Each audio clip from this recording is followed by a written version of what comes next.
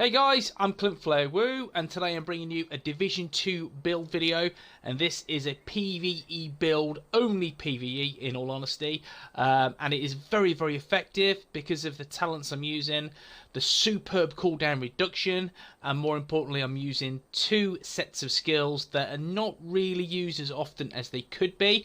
I'm using the Hive and I'm using the Turret, and they are very effective for PvE content. Whether it be solo or being a team, you will do exceptionally well. This is something that I've been tweaking and working on for a while now, and today I bring you this particular build. Let's take a look. Okay, I've been rolling a lot of PvE recently, done a lot of missions and strongholds, and I've been doing it on hard, challenging and heroic, and this is the build that I've been utilising, and it holds its very own in PvE. Now, if we look at the stats, first look at the gear score, it's 494, and I've been rolling people way above 500, and they've been dropping much faster than what I have. And the question I have for you in return is, gear score, is it that important? And the answer is no, it is not that important. Having the right gear, the right attributes and talents that synergize to your playstyle and your build in essence is highly effective, more so than a little bit more gear score, which gives you a little bit extra armor, a little bit extra DPS on your chosen weapon. Now, I've gone for this. As you can see, I'm rolling with 6-piece damage or offensive, 2-piece defensive, and 9-piece utility, which means all lessons I have some good skill power and I can do a little bit of damage as well. Now, the armor is 167,534, which is low. The health is 57,315. Again, it's not too high, and the skill power is 2,472, which again is not a superb amount of skill power. However, I have the right mods that give me enough skill power to unlock the talents or the mods that I need on this build, and they work. Synergize very well. Firstly, we'll go through the gear. I'll go for the mask. Now, I'm rolling with a field protective mask, which is the Province Defense set. I'm rolling with 2-piece brand set, which gives me 10% skill power, 8% health, and the attributes. Damage to elites, again for PvE content, especially when you go up a notch in terms of challenging, you will see more elite enemies. So damage to elites is something that is very effective. Skill power, so I've added some skill power to the build, and a talent power gives me 10% skill power. Look, take a look at the chest piece. Now, this is an Alps Summon Armament chest piece. I'm rolling with the 3-piece brand set, and again we'll explain why shortly, but it gives me 10% cooldown reduction, 5% skill power, 15% hive skill power, and the attributes are 476 skill power and 841 health, and destructive. In all honesty, I would like to remove that and have capacitive maybe to give me some more skill duration. But other than that, this is cool for what I want and need. And the mods I'm rolling with are skill power, increased shock duration, increased kill XP. Again, this is for PvE. Health, destroy resistance, and blind death resistance. And the offensive mod is weapon damage, optimal range, and critical range. Now, in terms of the holster, it's the Roldy Holdings holster, which gives me 10% accuracy, 24% cooldown reduction, which is a huge wedge.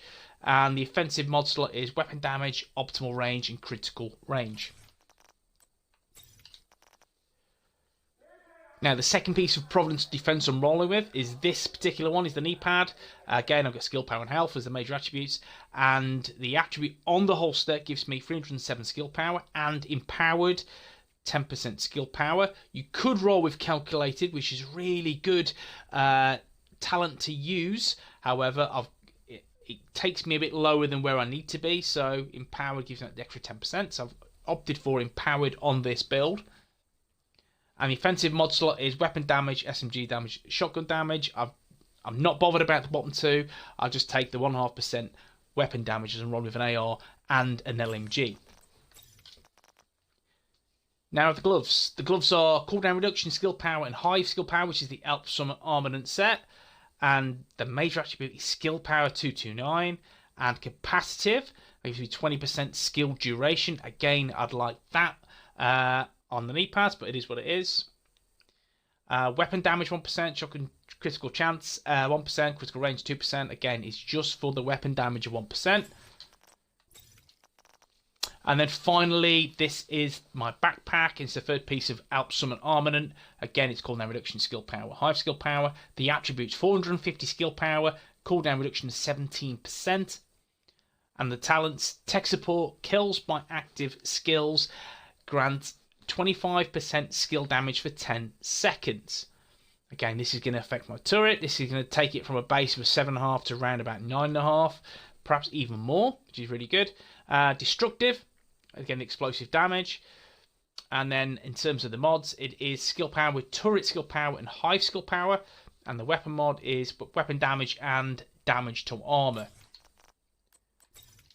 Now, if we go through the weapons, the first weapon is the military G36, which is a good weapon for PvE. It's not so much a PvP weapon, go for the military P416, but for PvE, this is perfect.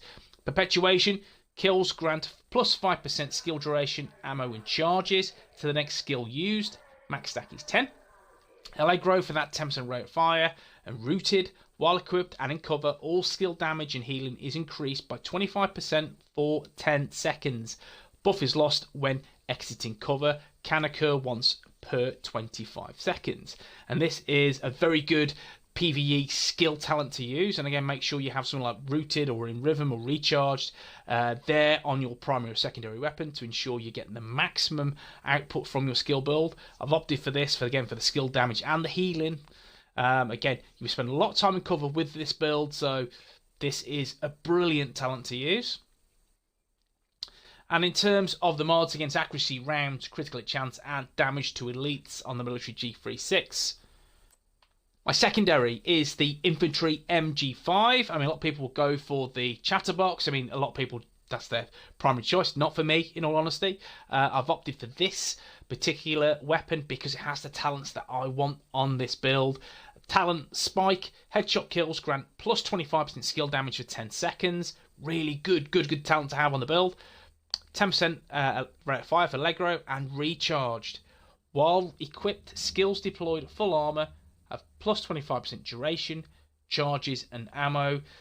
When this says equipped, this doesn't necessarily mean you have to have your MG5 ready to go on the off. This is my secondary weapon, and you'll see in the footage I'm using my military G36, and the Recharge talent is there. It is active.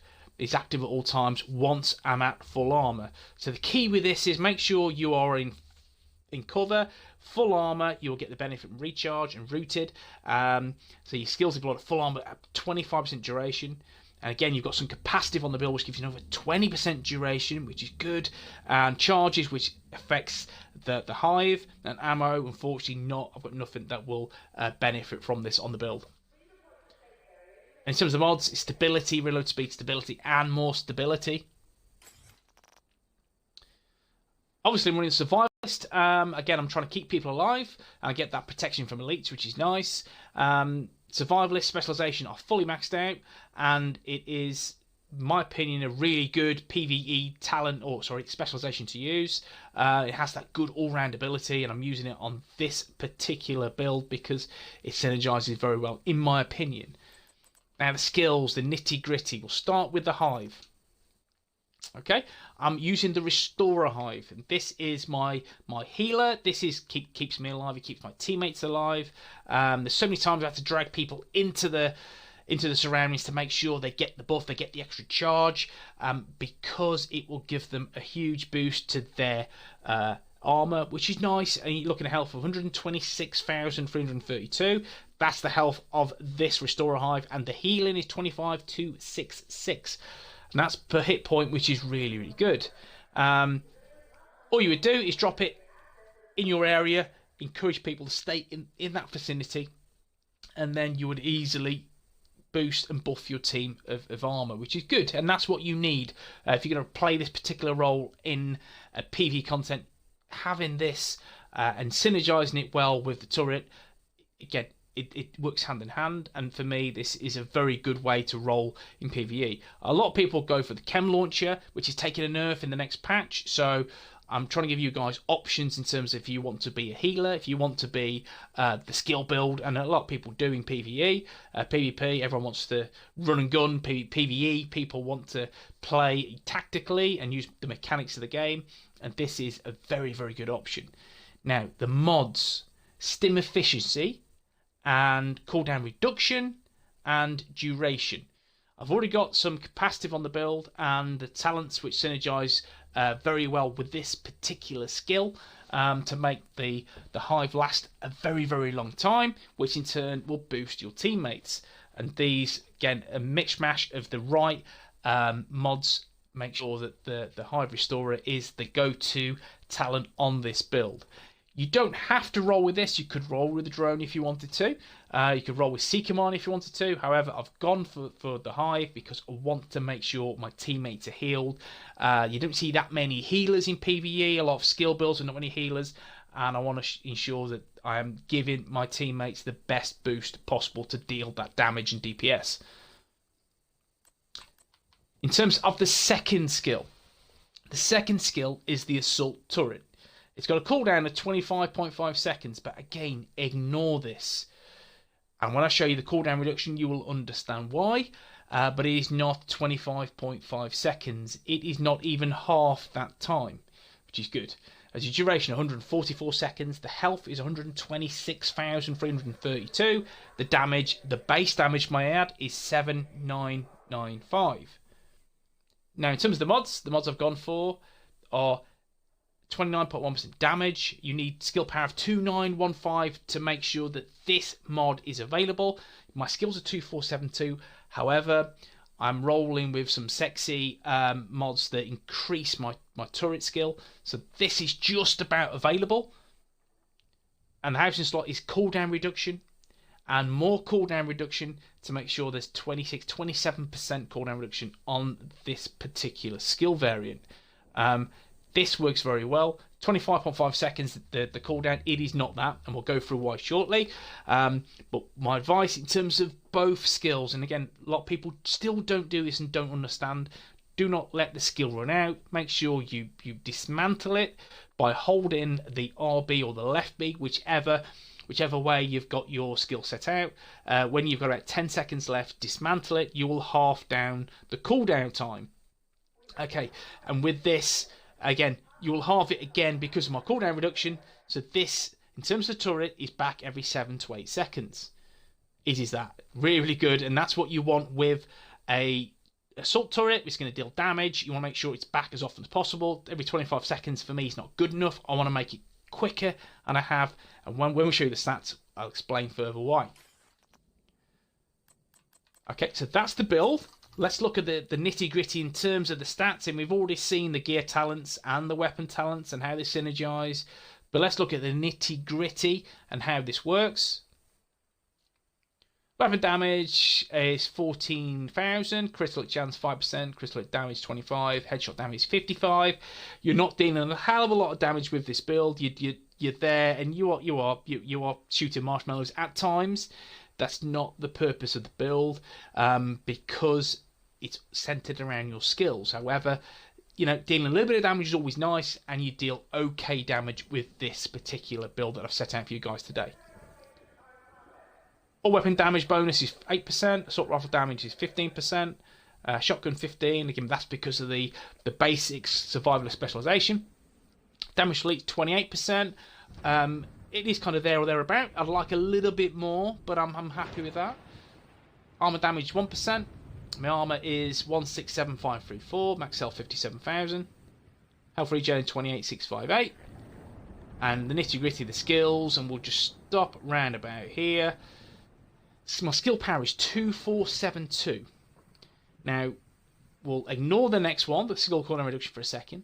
The drone skill 2471 goes all the way down. It's hive skill power 2997, and that's because of the mods I have on the build.